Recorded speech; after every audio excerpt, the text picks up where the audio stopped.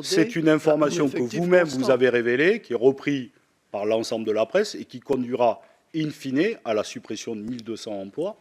Donc ce n'est pas une vérité alternative, M. Arnaud, c'est un fait.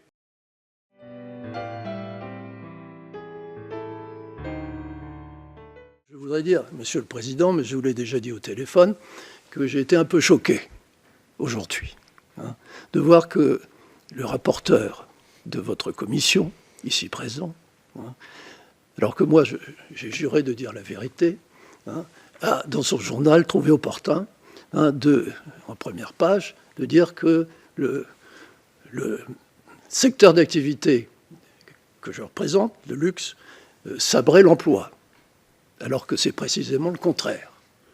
Alors j'aimerais bien qu'on soit tous logés dans cette commission à la même enseigne, qu'on doive dire la vérité. Donc, monsieur le rapporteur, si vous permettez, je vais poser une question. Pourquoi votre journal a titré avec quelque chose qui est faux? Je dois vous dire que vous pouvez avoir la possibilité d'être en désaccord avec cet article. C'est la liberté d'expression, la liberté journalistique, auquel je crois, vous comme moi, nous sommes attachés. Et je ne tiens pas le stylo de l'ensemble de mes journalistes, comme vous ne tenez pas le stylo, je crois, des journalistes du Parisien et des Échos. Et d'ailleurs, j'ai lu lundi avec grande attention, parce que je lis chaque jour, moi, l'ensemble de la presse, Le Figaro, Le Parisien, les Échos.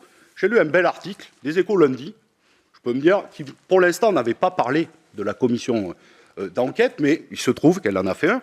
2 pages, les patrons face au piège des commissions, voilà, dont je cite l'article, parce que moi, dans l'article de l'Humanité, vous n'êtes à aucun moment mis en cause. Vous l'auriez pu l'être et vous pourriez être en désaccord. Je lis le passage. La ligne de crête est étroite. Il parle des commissions d'enquête. Face à des élus qui soufflent le chaud et le froid et jouent parfois aux enquêteurs, voire aux inquisiteurs, certains patrons peuvent perdre leur clame. En début de semaine dernière, Rodolphe Saadé, le PDG de la compagnie CMA-CGM, n'en est pas passé loin. Questionné par le rapport de la commission d'enquête sur les aides publiques, le sénateur PCF, Fabien Gay, c'est moi-même, j'étais, je dois vous le dire, assez honoré que les Échos me citent, sur le traitement de faveur dont bénéficie sa compagnie grâce à la taxe au tonnage que certains voudraient supprimer avec d'autres niches fiscales. Rodolphe Saadé n'a pas résisté à un exercice de recadrage. Bon. Et je vous lis juste en dessous, alors là, c'est magnifique, c'est par exemple le fait du jour économique de David Barou, qui ne me cite à aucun moment, mais dépeint mon tableau. Et il finit comme ça. Ce n'est certes pas revenu au tribunal révolutionnaire de Robespierre qui coupa trop de têtes, mais nous sommes sur une mauvaise pente de démagogie politique. Ben, je dois vous dire, M. Arnaud, que je ne partage pas ce qui est écrit dans les Échos, mais à aucun moment je me serais permis de téléphoner à M. Louette, que je connais, puisqu'il est le patron du Parisien des Échos, et comme je suis le patron de l'Humanité, parce qu'elle est la liberté tout à fait journalistique. Et que, au demeurant, je la respecte au-dessus de tout.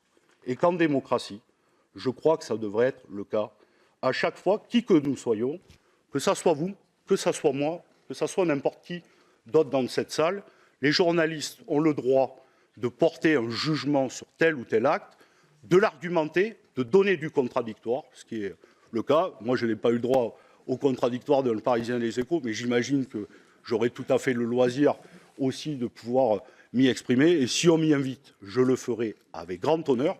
D'ailleurs, si un jour vous souhaitez vous exprimer dans l'Humanité et avoir un débat avec moi ou avec quelqu'un d'autre, j'en serai très heureux, M. Arnaud. Voilà.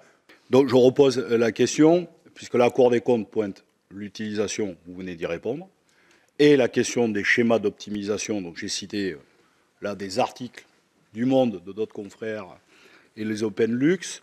Est-ce que ces chiffres ou pas sont avérés, ou vous pouvez les contredire en disant que c'est faux?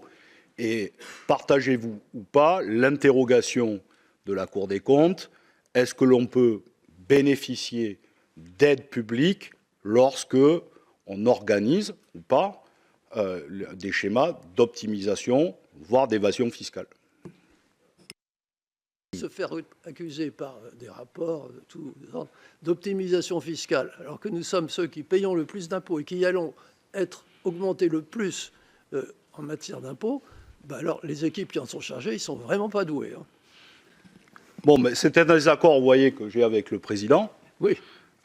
Juste pour précision, parce que les révélations que je vous ai citées, donc OpenLux et Paradise Paper, ont été révélées par Le Monde et un groupement de journalistes, de 27 journalistes internationaux, dont, non mais, qui ne sont pas des journaux néo-marxistes, loin de là. Je ne suis pas M. Dreyfus, donc je ne défendrai pas Le Monde, mais on ne peut pas l'accuser d'être... Voilà. Il n'est pas marxiste. Non, voilà. Il est plutôt LFI. Hein. Alors là, je vous laisse mettre de ces propos-là. C'est une révélation, en tout cas, que vous nous faites. Et effectivement, la question n'est pas de cibler LVMH par rapport à d'autres. Ce qu'il y a de mieux dans le monde, c'est le mot croisé. Bon, je vous laisse mettre de ces propos. J'en reviens, parce que la question n'est pas de dire par rapport à d'autres, ou que vous esquissez la question, c'est-à-dire il y a la question du montant de l'imposition. Le fait n'est pas que vous ayez telle ou telle boutique au Luxembourg, au Panama ou dans d'autres, et que vous payez des impôts d'ailleurs dans d'autres régions. La question est de dire, et vous avez 75 maisons, donc je comprends que le dossier soit complexe, et je pense que pour Madame la directrice financière de faire ce travail, comme pour tous les PDG, a dû être extrêmement complexe, mais que lorsque en France, on bénéficie pour telle ou telle maison d'accompagnement public avec des aides publiques, cette maison en particulier ne fasse pas de schéma d'optimisation. Mais je vous rassure, M. Arnaud, on a auditionné des entreprises où l'État est actionnaire, parfois de référence, où les montants sont plus substantiels d'accompagnement et organisent elles-mêmes des schémas d'optimisation fiscale. Voilà, donc... j'ai envie de dire, c'est une question au global. Ce que vous avez contesté au départ, j'en reviens, peu importe, ce n'est pas l'article. D'ailleurs, je viens de voir que Radio France vient de faire un article sur les suppressions de Moët et Hennessy. Je le dis à tout le monde, c'est une information. Je ne dirige pas encore Radio France. Donc, vous voyez que nous ne sommes pas seuls sur cette question. Et elle est commune et dans toute la presse. On peut comprendre, et c'est ce que vous avez dit, que l'entreprise traverse des difficultés sectorielles. C'est ce que vous avez dit au départ. D'ailleurs, j'ai une slide, si on peut passer la première. C'est celle que j'ai prise, évidemment, sur le groupe LVMH. C'est ce que vous avez donné à vos actionnaires.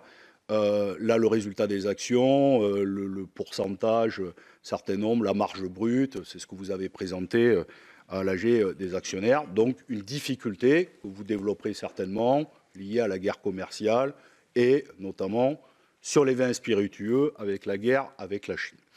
La deuxième slide, par contre, est assez intéressante, c'est celle aussi que vous avez présentée, c'est la question du taux de redistribution des actionnaires sur le résultat net. Sur les deux derniers précédents, vous étiez à un taux à 43%. Et là, en 2024, vous avez fait un choix, celui de traverser, et vous nous direz, des difficultés économiques, mais de continuer à verser un taux de dividende qui reste relativement stable. Je vais aussi le redonner, puisqu'il était de 12 € en 2023 versé en 2 fois, en 2024 de 12 € et en 2025, probablement, c'est ce que vous avez adopté, de 13 €, donc malgré des difficultés. Voilà. Et donc le choix de supprimer 1200 emplois, effectivement avec pas des licenciements secs, mais avec des non-remplacements de départ à la retraite, c'est ce que vous avez annoncé, mais qui fait que c'est quand même de la suppression d'emplois, on ne peut pas le nier, ce n'est pas une vérité alternative à la Trump, c'est une réalité, c'est que de toute façon, les salariés qui vont rester vont devoir assumer, quoi qu'il arrive, le même travail que avec 1200 salariés en moins. Et vous pratiquez également le rachat d'actions assez fortement, puisque en 2021-2022, 300 millions de rachats d'actions, 2022, 17 mai, 15 novembre, 1 milliard, 2023, entre le 1er mars et le 20 juillet, 1,5 milliard, et le 24 février au 28 novembre, l'AG des actionnaires vous a autorisé à aller jusqu'à 1 milliard. D'ailleurs, Louis Gallois parle, lui, de perversion du système. Enfin, j'en viens sur la question, j'étais assez surpris des bas salaires et le fait que le salaire moyen chez un ouvrier artisan, notamment dans le cuir, était autour de 1 360 €.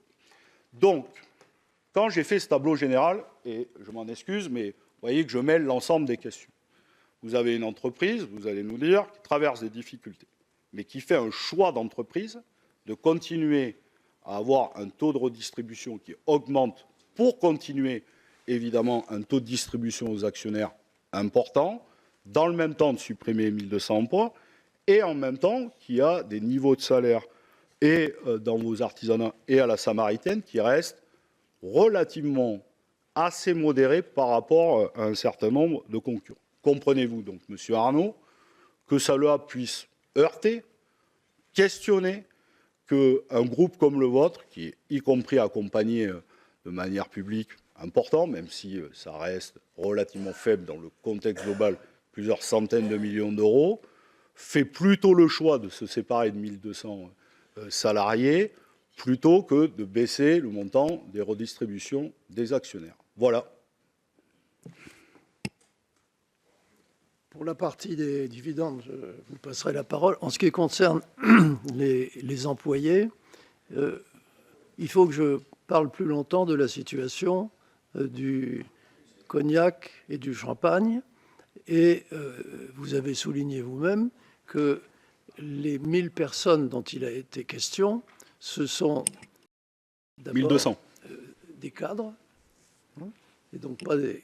Oui, et il ne s'agit pas de les licencier. Il s'agit de mettre en place un plan pour ne pas renouveler les départs volontaires ou les départs à la retraite. Donc, on ne peut quand même pas nous critiquer de faire ça à un moment où, dans cette activité, pour les raisons que je pourrais exposer par la suite, il y a des problèmes. Et donc,